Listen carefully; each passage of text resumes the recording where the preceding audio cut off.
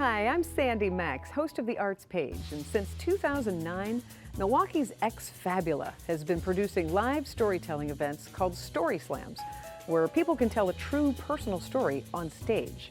In this web-exclusive, X-Fabula coaches Mayra Castréjon-Hernandez and Jose Barraza tell us why they chose labels for the topic of the StorySlam featuring members of the deaf community.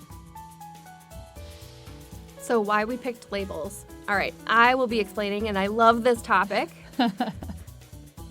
Okay. I self-identify as a deaf person.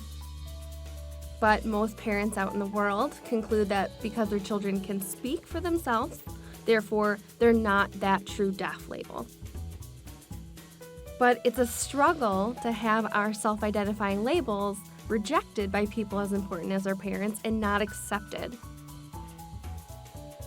Secondly, I'm also a Mexican American. So for me to actually have to focus on which certain situation I'm going to be in to be able to show a certain part of me as an American or as a Mexican or as a deaf individual, it's a struggle.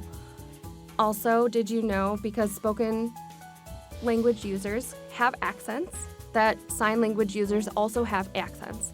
So how does that incorporate into our label as a person? I am Mexican, I am who I am, and therefore I have my own unique label. There are a lot of similarities that deaf people experience, that hearing people experience. So for myself, I can actually talk if I choose to.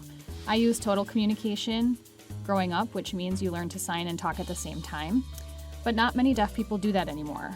A lot of people choose to sign exclusively, especially if they went to the school for the deaf.